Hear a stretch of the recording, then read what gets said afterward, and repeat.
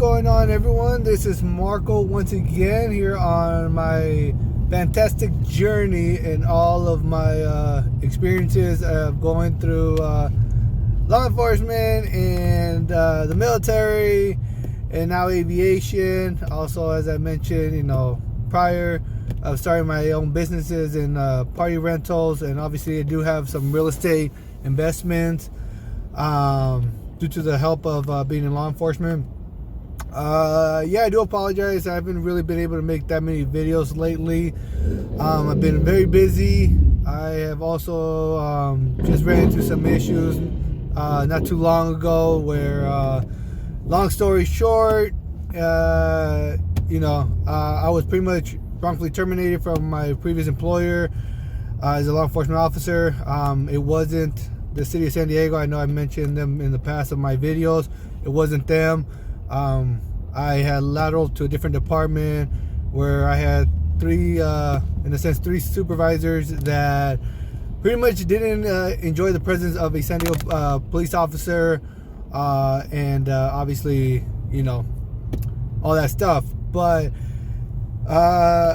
maybe later on, if you guys want me to go more in depth, I'll probably explain it. But as of right now, I'm going to be talking about my aviation currently, as many people have been asking me about where I'm at in my process. So if you guys want to hear more details on that whole issue, please drop your comment down below. I'll gladly respond to you, or like I said, as time goes on, I will make another video explaining more in depth of the issues. For me, the best thing is I'll be able to explain it and talk more about it, because I'm not gonna have to worry about any issues, because I'm not gonna go the long route and open a can of worms and do all these lawsuits like many people have done. I know people have heard it. Yes, as I've been in the, in my career for over almost 8 years now, I've seen it. I know the process where the whole lawsuit happens, and that's why a lot of it gets brushed under the rug. I will be able to pretty much explain everything, because I'm not gonna have to worry about any court documents or anything like that.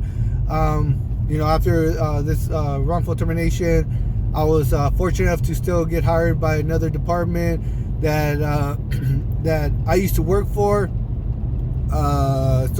The public safety department was able to hire me from a previous employer that I was at. So I'm fortunate enough to do that. Few employers still remember me from that time, from that department. So being in that era, it was pretty nice. I also have currently going through some training now. That's why I'm waking up early right now in the morning, because we have to go through pretty much a 6-week in-depth training. I spoke to one of the lieutenants who pretty much was able to have also the same connections to certain officers from San Diego and all that stuff. That's what happens.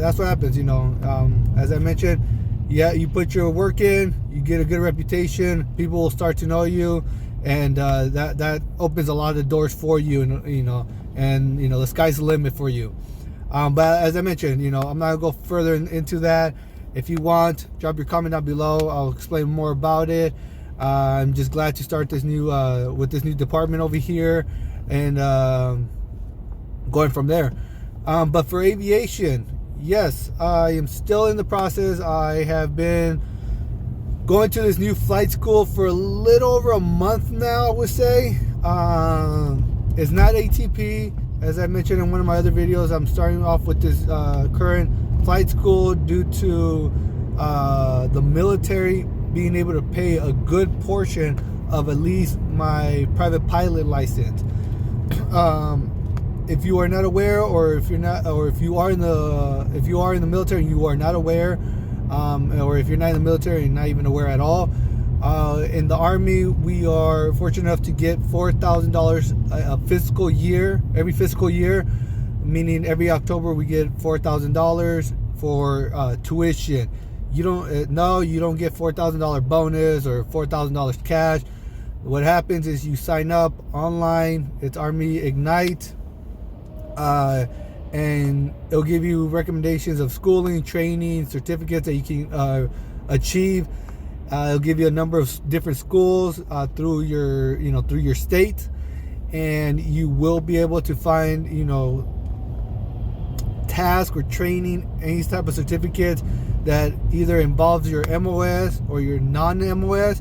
Meaning MOS is your military job, but you can also go outside of it and train for something that's out of your military job description. Such as for me, as I mentioned, I'm currently in the process of going through OCS, Officer Candidate School, to be commissioned as a lieutenant. For me, I currently don't have an MOS. I am hoping to branch aviation if I can. However, due to my age, I'm already at the borderline, but obviously there's always waivers for everything. But as time permits, we'll see what happens. And yeah, as I mentioned, so I get $4,000 every fiscal year. That's where I'm going through flight school. It's over here in the Southern California. I've been doing it for a little over a month now. I got just roughly around 13 hours of flight time. And it's been great. The reason it's not that high either is because, one, obviously my instructors or the instructors a lot of times will tell you they don't want to overload you with a lot, because it is a lot that you're taking in, especially if you're not used to this industry or you've never been involved in this industry. It is very much a lot of information you have to soak in a short period of time. The first week I felt like my head was going to explode. There was so much information, so much things to learn, let alone, like I said, I've never flown an actual aircraft besides my Discovery flight, which doesn't really count. But now that I'm getting to that 13 hours, I'm currently in the process of pretty much working on my solo, meaning my instructor will keep working with me until he feels comfortable endorsing me and then letting me go out on my own, meaning a solo ride. I'll be in the aircraft by myself, controlling everything by myself. I will be able to depart the runway or the airport, do a traffic pattern, and come back and land. And then that's my solo, meaning that I will be eligible to be able to fly by myself. Kind of like like I have always mentioned, being a student pilot is kind of like having your permit, and that's where I'm at right now. After that is complete, I will move on to my next phase, which will be cross country, according to my instructor. And after that is complete, working on my check ride to be able to get my license, my private pilot license.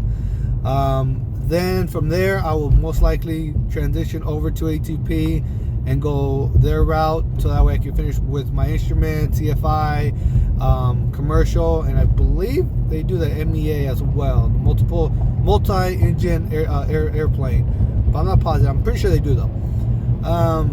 And one of the biggest things, like I said, after I get done with my private pilot, if everything works out well, I should probably be coming out of pocket around $4,000, and hopefully less if I can. Do not quote me on that. I will follow up as time permits.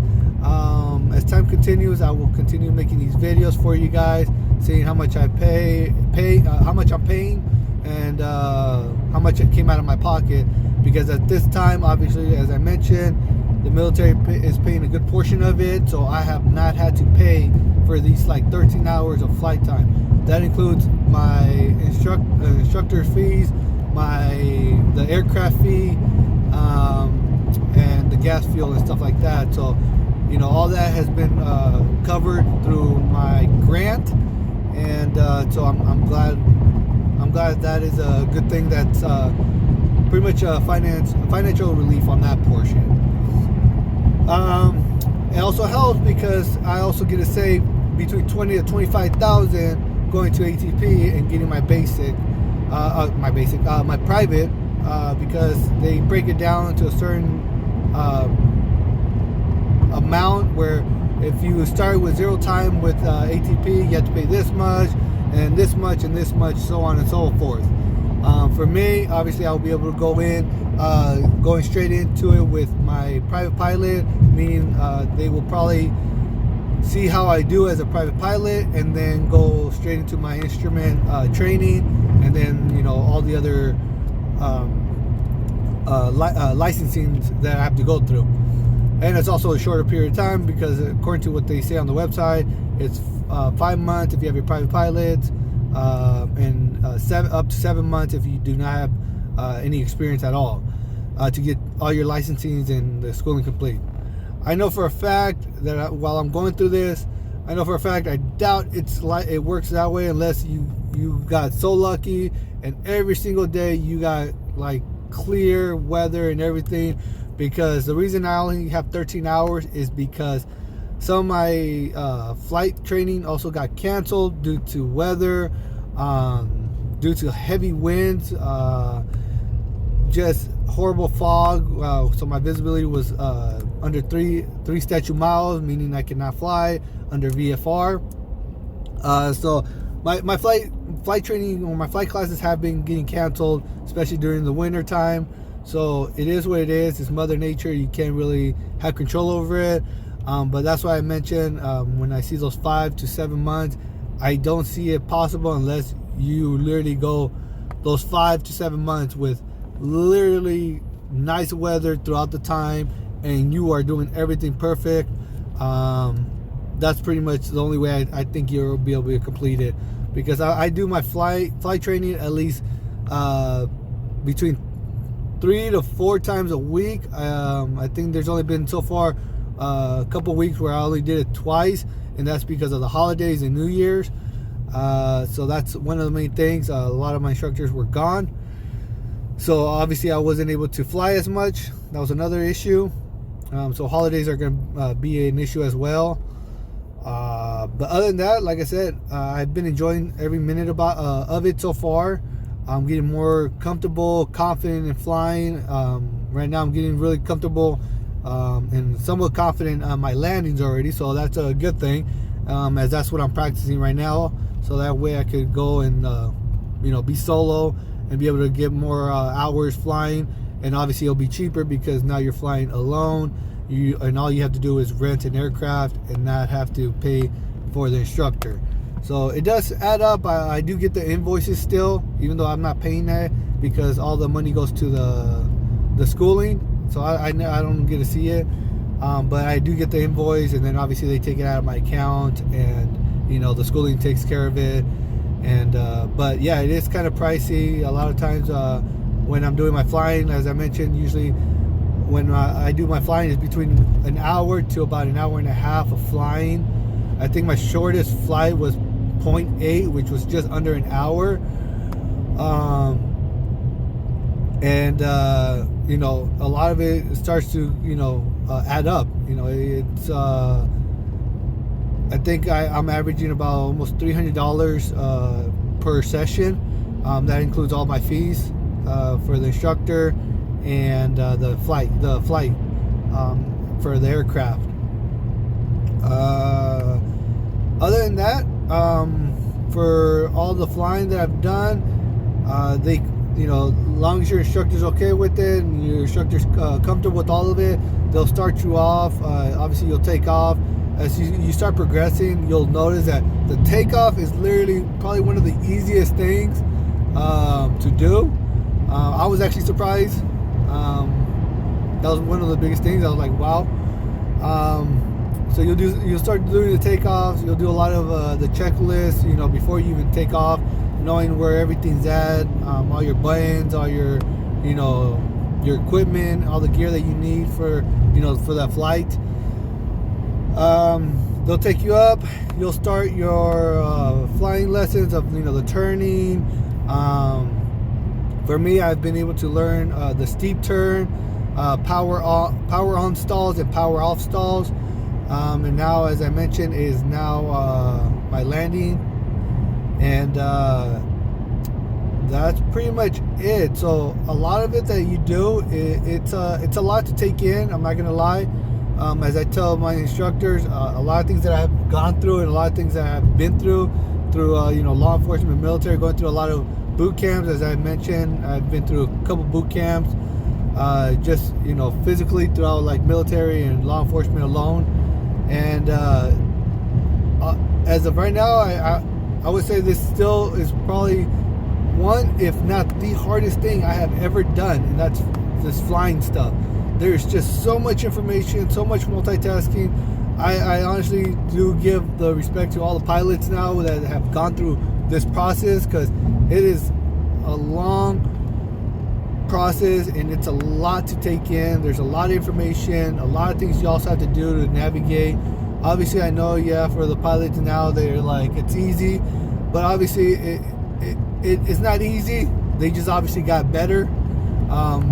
That's how everything works. Things, everyone always calls it, things get easy as, you have more and more practice. And in reality, you don't realize that it's not getting easy. It's just that you're getting better, and now you're making it look easy, which is something that, has always been, drilled into my brain throughout my baseball career, especially from my dad.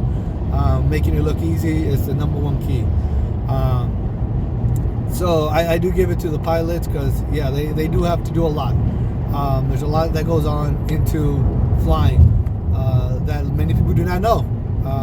I know people think that they just go up in the aircraft and they're just cruising. Yes, for the majority of the time, that's what they do after they're done, when they're doing the airline for the most part. But they still have a huge responsibility to take care of not only themselves in the aircraft, but especially if they're in the airline, they have a whole bunch of other people to make sure that they take care of while they're flying. So just be mindful about that, because now you're in the air and you are 1,000 feet up in the air. The highest I've gone so far is just under 6,000 feet. So you are high up there. So you do have a huge responsibility on your shoulder to make sure that you're taking care of not just yourself, but any passengers that you have with you. And there's a lot of things that you have to learn and make sure that you're focused on, because a minor mistake can be, very, in the sense, I'm just gonna say, fatal, and it could really do some damage. So just always be mindful, especially when you're flying, especially when you're landing. That's the main thing. You have a lot of gadgets that you have to endure. And that's why you have an instructor for quite some time. And now I see why you have to go through so much training and so many hours to be able to progress to that, being able to fly solo and then being able to get your license, because it's a lot of information. Right now, that what's helping me is now that I'm understanding the concept and understanding it a lot better compared to the ground schooling. As I mentioned, I already did my ground schooling. I did my exam. I've never been a good test taker. I've never been able to read and then do a test. I've never been able to learn that way. That's always been hard for me. I've been a person that I either have to do it or see it, preferably do it, so that way I have the knowledge and muscle memory of how I did something and why I did it. That's the way I've always progressed, and that's the way I've always learned. And now that I'm doing it, now I'm understanding the concept, because like I said, the flight schooling and your knowledge exam is pretty much like what a lot of people say, it's pretty much your foundation. You get some knowledge, but you're not going to know a lot of it, or you might not even understand some of it like I did, because you're just reading something and it at first doesn't really make sense unless you go further in depth in doing research. But even when you do that research, you're still not understanding the concept either. But once you start doing it, then all that stuff comes back and you're like, oh, okay, now this makes sense. Okay, this is understandable. So that's where, for me, doing it and not flying, it's making more sense. What helps me a lot is because I learned how to drive a vehicle manually or stick shift. So I had to multitask with, my gears and everything, the clutch. So I had to multitask on a lot of things. I even did my behind the wheel when I got my driver license with the stick shift, because that's all I had and that's what I took it with. And I'm seeing the concept of, okay, I gotta treat pretty much my takeoffs in landings as I'm driving a stick shift. You know, your hands on the yoke, meaning the steering wheel. One hand's on the yoke, meaning the steering wheel, and then your other hand is going to be on the throttle or power, which will be pretty much your gears or your stick shift, and you're ready to shift gears. Obviously, you don't have to worry about shifting gears on an airplane. You're just adding or reducing power. Speaking of that, that's another thing that I had to really adapt to, because it's weird. When you're flying, obviously you add power. You're taking off and you're going up and you're going up. You're increasing height. You're going fast when you have full power. When you start slowing down, this is where it's really confusing, and I still have to adapt to it even right now, because it's still kind of confusing. But you just have to keep doing it, and then you'll start getting better and better. So when you start descending for your landings, and your steering wheel or your yoke is pretty much your pitch. You're going up, down, or up on your pitch, and that is controlling your speed. Your power, which is your throttle, is actually controlling your altitude. If you put more power, you're going to increase. If you put less power, you're going to go down in altitude. It doesn't really make sense until you start doing it over and over and over. A lot of people say that chair flying does work. For me, it has worked a little bit. The only difference with the chair flying is you're not getting that concept of, you know, the movement of the aircraft, you know, all that experience, but you're getting the motions of your hands. So it's really weird. As I mentioned, it's like you're hitting your gas, and now your vehicle is going to start raising instead of getting faster. So that's the main thing that really makes no sense, but I was like, okay, and I was still kind of able to adapt to it. I'm still getting used to it, but you know, it is what it is. That's one of my biggest things, is getting adjusted to the gearing, because it's really different. It's somewhat confusing, I'm not gonna lie, but it's been fun. I enjoy it. But other than that, guys, yes, I'm still flying. I'm enjoying my time in the air. Like I said, I got around 13 hours of flight time, so I still got a while to go. If you have any comments, questions, or concerns, please drop down your comment below.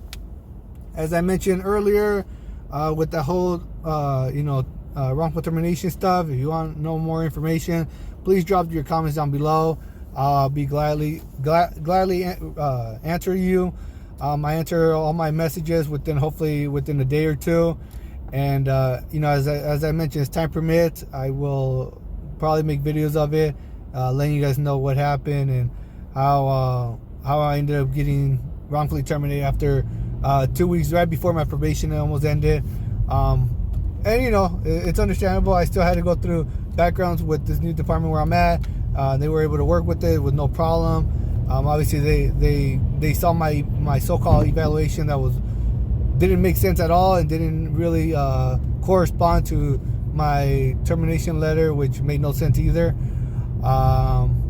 And then obviously through the military, like I mentioned, they have to know about it as well. I went to be in the military, especially as an officer candidate. There's you have to go through a security clearance, and a lot of times it's going to be you need a top security clearance, meaning they have to do a full investigation on what happened and what you did. And sure enough, you know, they have it. So, you know, my investigator there also said the same thing.